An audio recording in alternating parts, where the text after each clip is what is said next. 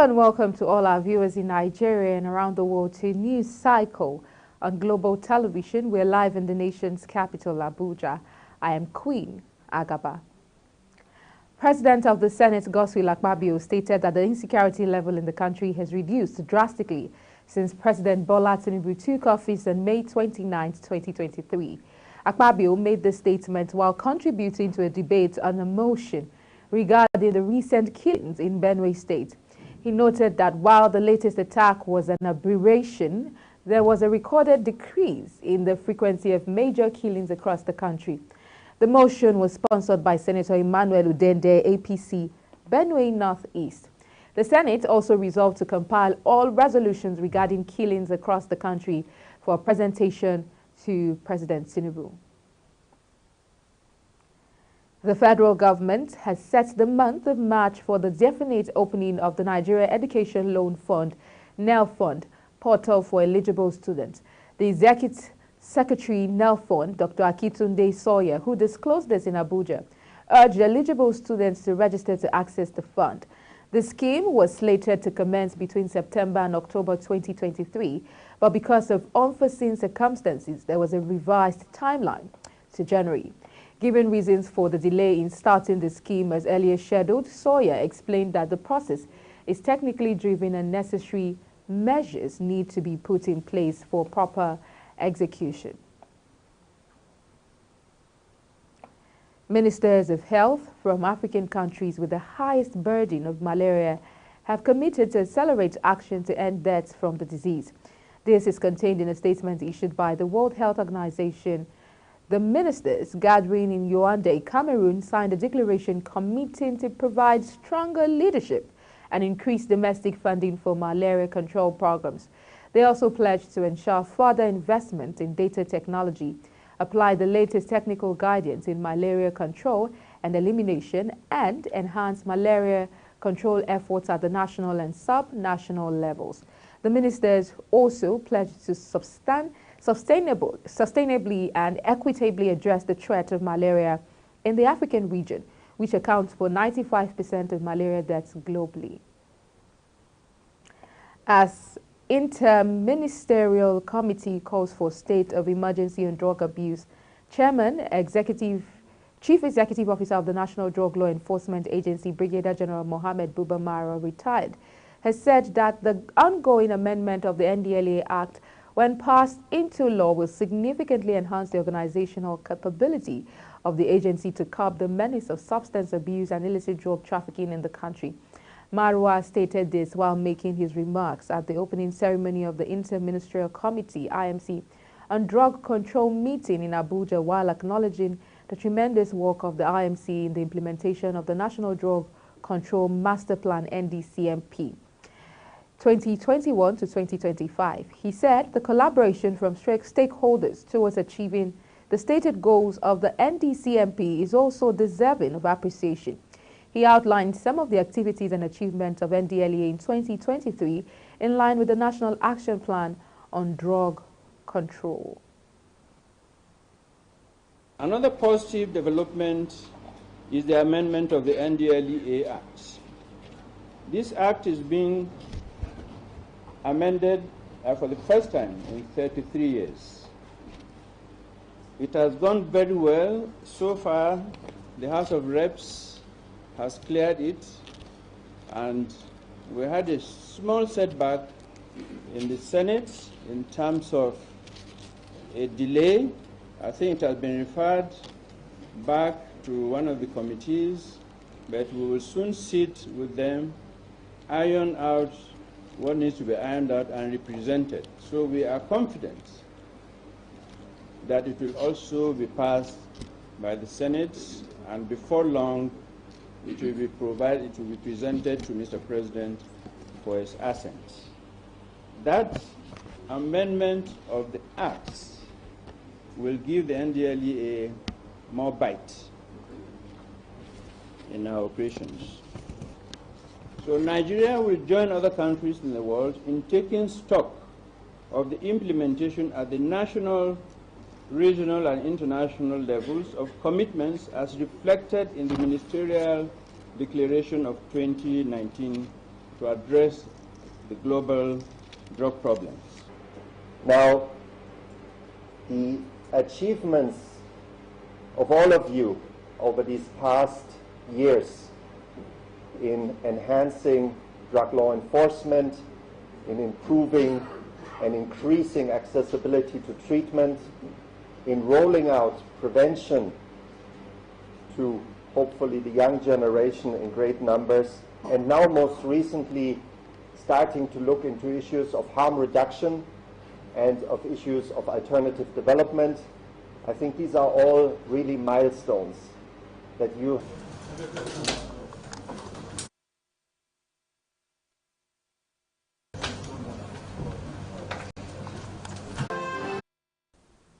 The Lagos State Police Command and the National Emergency Management Agency have placed their operatives on red alert against any attack on warehouses and shopping malls. The command spokesperson, Benjamin Hundeyin, said that the command had tightened security around the different shopping malls and government warehouses with food items in the state to prevent possible attacks by hoodlums. Several incidents of attacks and looting of warehouses and food trucks have been reported in many cities against the backdrop of the hardship and the cost of living crisis in the country. Police operatives attached to Inspector General of Police Intelligence Response Team IRT and Special Tactical Squad STS have arrested a notorious armed manufacturer and Abuja most wanted female-dominated One Chance cartel.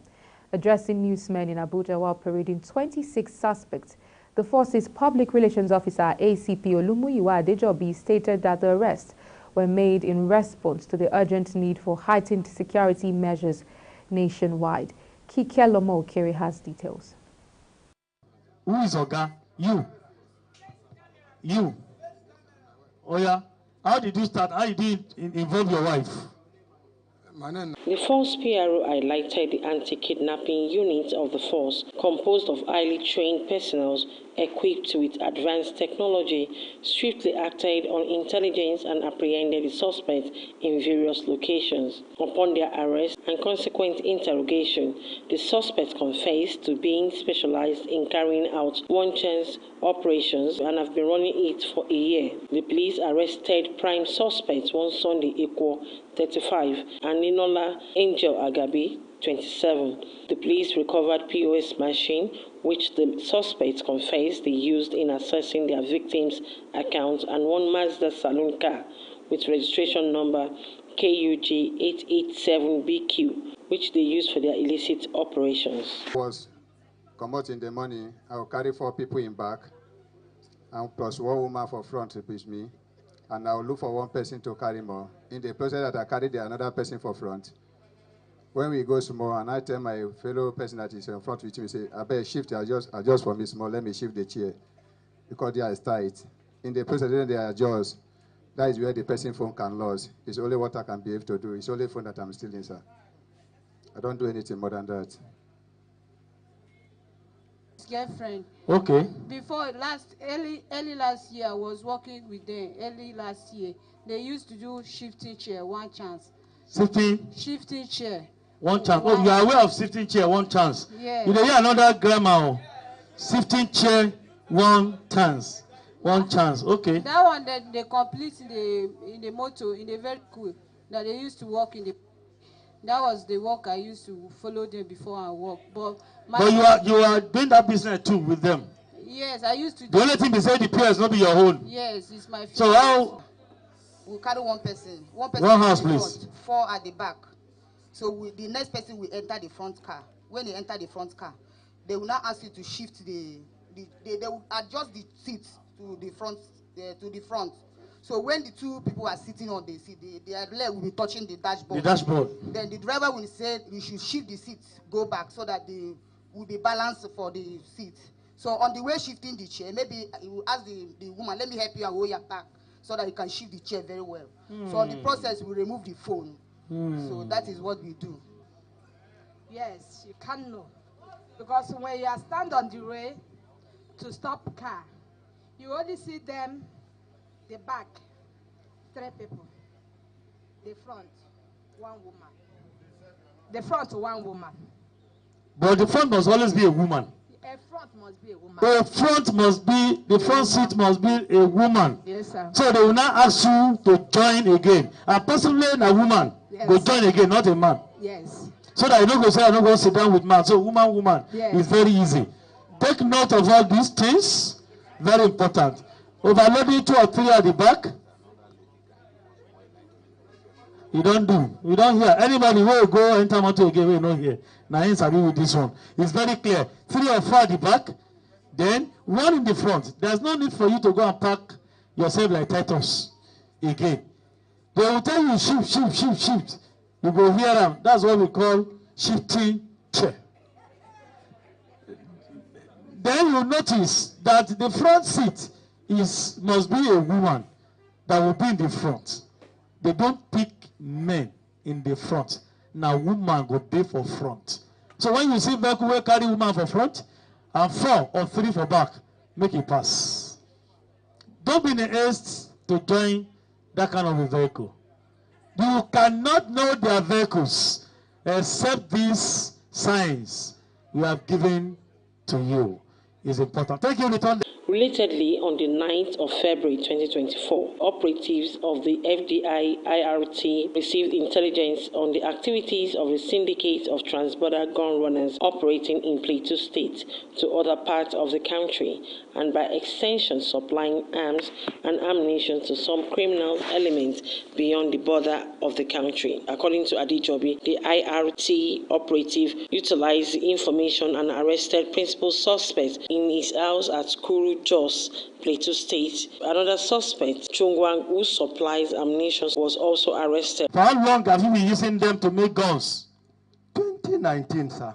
2019? Yes, sir. Can you remember how many guns you have produced so far from that factory? It's only 19 pieces, because that is not my work. I used to do my... But you are aware that they have produced 19 rifles so far? Yes, sir. You are not the only one operating the machines? You have somebody else operating the machines? I am the only one, sir. You are the only one? Yes, sir. And so far you've been able to produce 19 since 2019? Yes, sir. 1919. Is it because you started 1919 you are giving us figure 19? No, sir. Okay, apart from rifles, how many pistols have you fabricated?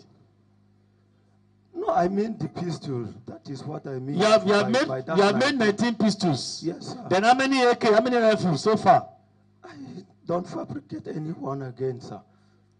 ACP Adejobi, while reiterating the false dedication to suppressing criminal activities across the country, emphasized the importance of continued vigilance and collaborative effort in maintaining law and order in the country. During the operation, a significant quantity of assorted ammunition and valuable items were recovered. Kike Lomo Okeri, Global Television News. Strikes conducted by the air component of Operation Hadari Daji on terrorist enclaves in Safana local government of Katsina State have yielded the requisite outcome. The strikes carried out were executed at the stronghold of the infamous terrorist leader Maudi and several other terrorist kingpins situated south of Sakia in Safana local government area of Katsina State. Strikes were prompted by intelligence surveillance and reconnaissance operations conducted in the targeted vicinity. The surveillance also confirmed the substantial presence of armed terrorists loitering among the huts, after which the authorization of strike was obtained where several terrorists were eliminated. It remains unconfirmed if Maudi was among those neutralized. Similar strikes were also carried out at the stronghold of notorious terrorist kingpin Alhaji Nashama, situated to the east of Usu village within the Nasarawa Meilai district in Benin Magaji local government area of Zamfara state. Reliable human intelligence has confirmed the neutralization of several of Nashama's associates and the total obliteration of his camp and logistics. It is yet to be confirmed if Nashama was among the victims. You're watching News Cycle, coming to you live from Nigeria's capital, Abuja. We're on Star Times, channel 276. Kindly follow us on all social media platforms using @GlobalTVNG and other handles now showing on your screen. When news cycle returns, Kano State Government targets 10 billion naira monthly internal revenue. This and other stories coming right after this break. Please stay with us.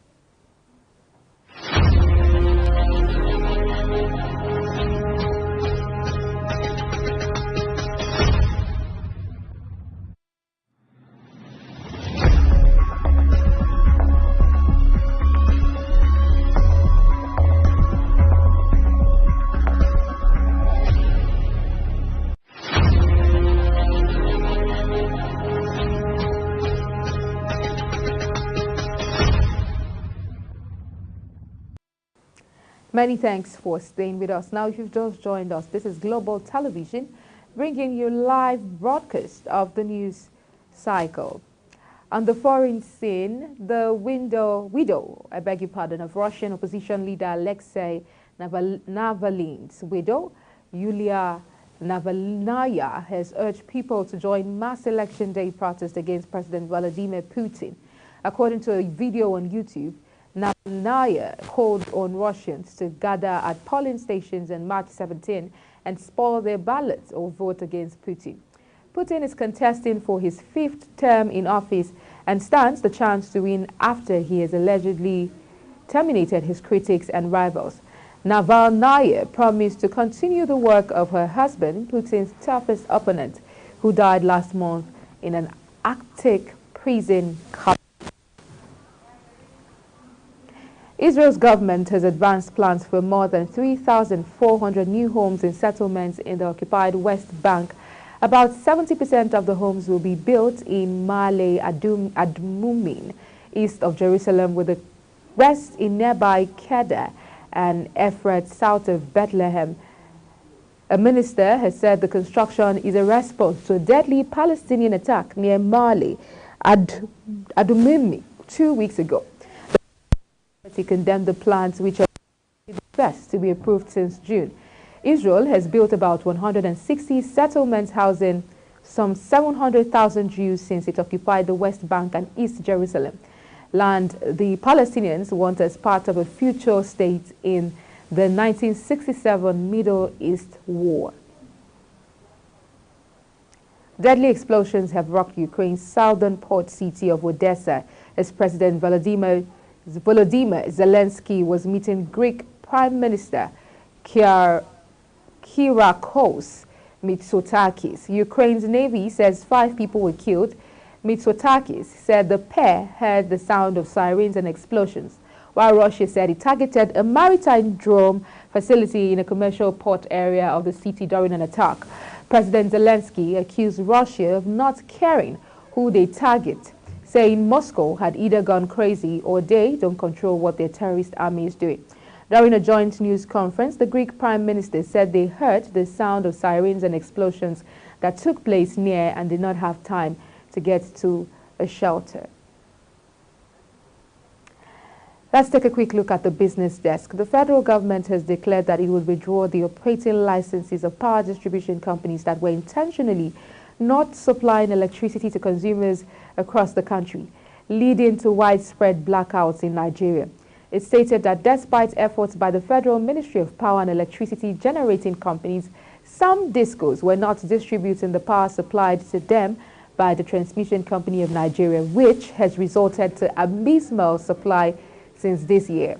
Power supply across the country has been terrible since January 2024, as many towns and cities nationwide have been thrown into darkness for weeks due to the lack of electricity.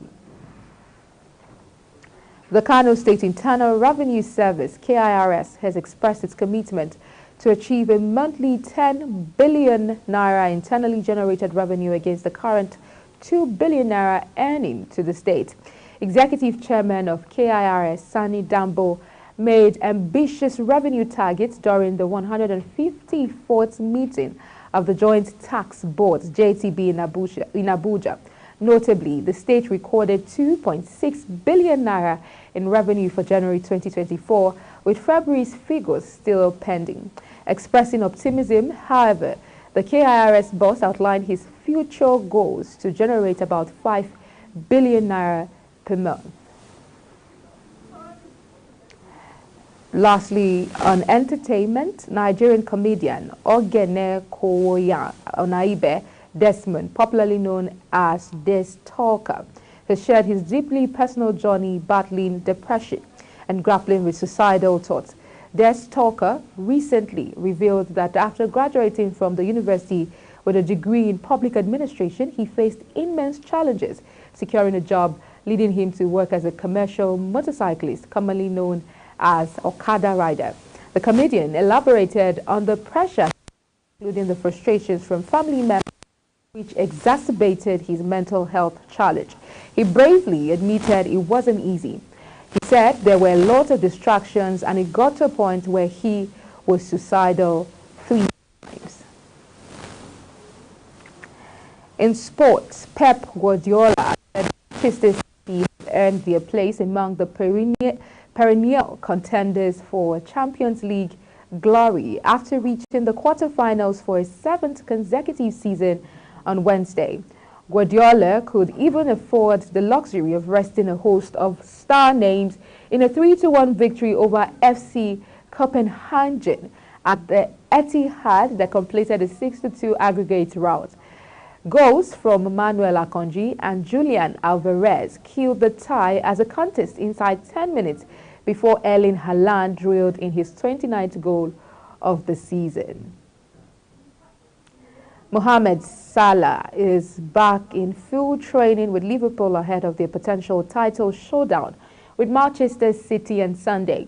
The Egyptian has only made 2 appearances for the Reds in 2024, scoring twice in the 4-2 win over Newcastle on New Year's Day and netting after coming off the bench in the 4-1 victory at Brentford on February 17th.